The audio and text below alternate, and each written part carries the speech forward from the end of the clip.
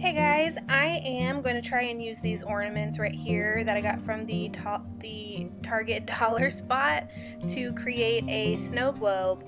They actually came two to a pack, so the penguin and the bear came together, and then you'll see in a minute there's one that's got like a house and a tree. I really wanted the penguin to go in here, but he really just wasn't going to fit. Once I put the bottom in and attached him to the bottom, it just wasn't going to work. So I will eventually use the house ornament. Now, these are ceramic and they do have like a metal attachment so that you can hang them. And I did have to pull that out with some jewelry tools that I have. It's like some wire cutter pliers. So I used that on the house to get it out because I couldn't pull it out by hand. But on the penguin one, it came out pretty easily by hand. I don't know if that's a good thing or a bad thing, you know, if you're hanging them. But for this project, it was great. So after I've made sure that everything is going to fit, it's the right height, it's the right width, all of that, I'm going to start creating the base of my snow globe.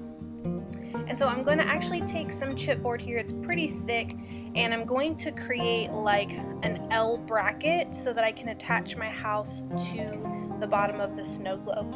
Now this is kind of ugly, but I do find a way to cover it up, so you'll see that towards the end of the video.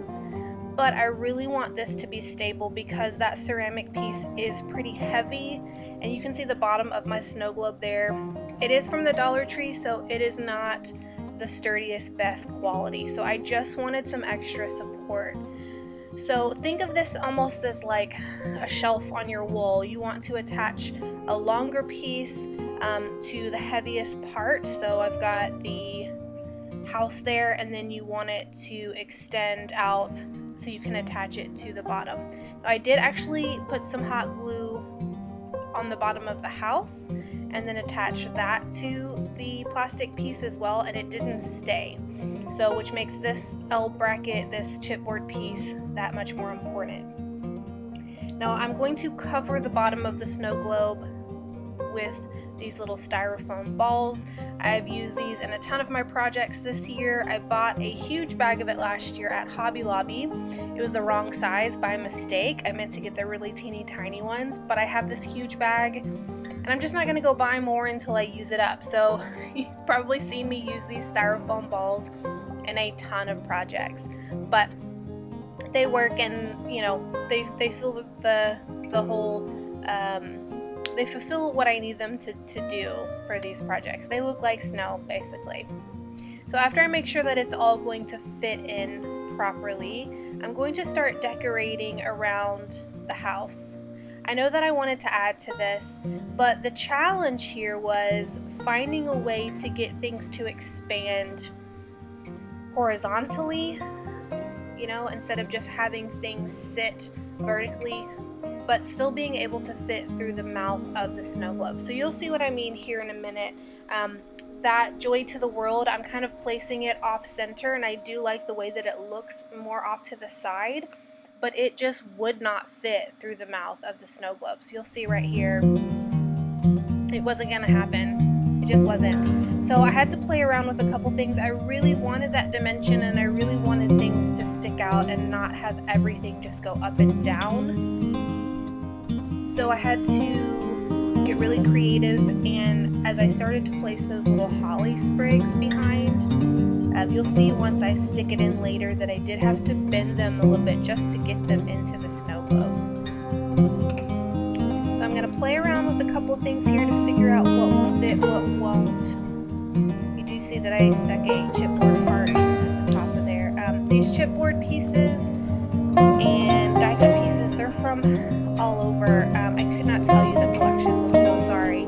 Those three-dimensional stickers that you see there, some of them are liquid veneer, some of them are like acetate stickers, and some of them are textured like ribbon and foiling. I think I got those at Hobby Lobby last year, but don't quote me on that, it may not be correct. So again, I'm just playing around with these holly branches and some stars. I'm trying to use up a lot of my little pieces here, and so I'm just playing around to see what will work, what's too tall, what's too wide, and I'm going to, you know, put pieces in there and take them out, move them around. want a sentiment. So I'm playing around with that piece, and I really originally wanted the joy to the world. But what I end up using is I believe it says holiday wishes.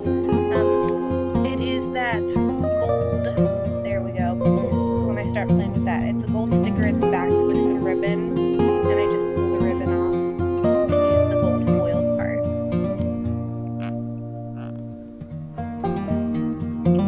Again, I'm going to play around with the placement on this just to make sure that it doesn't cover up too much of the house, and I didn't want it to be perfectly centered.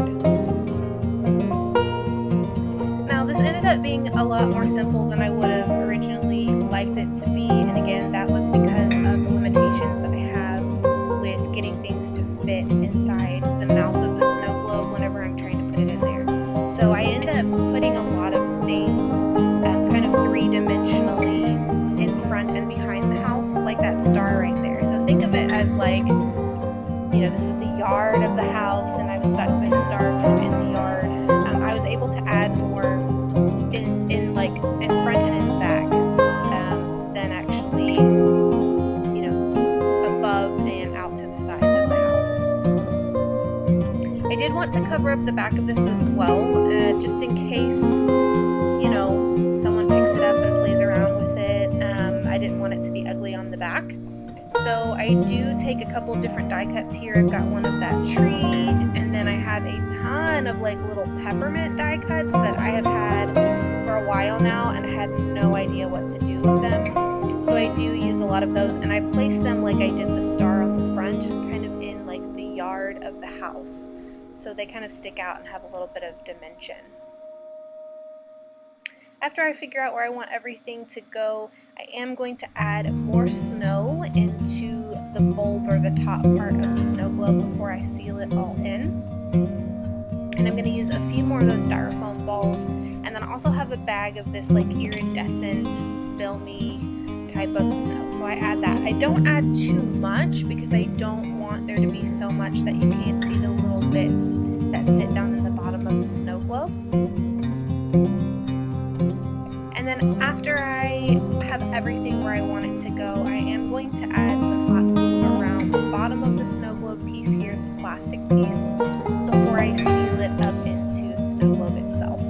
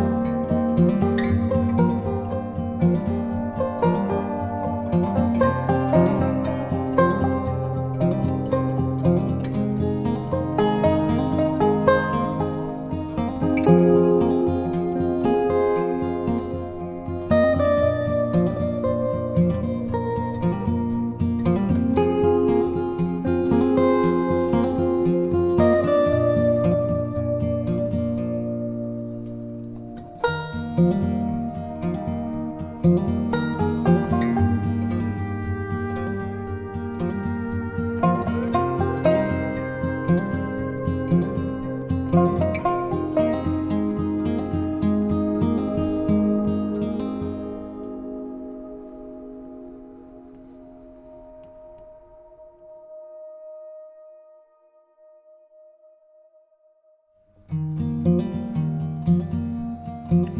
so I've got my snow in there, and now I just need to finish it off. I'm going to add the very bottom piece of the snow globe.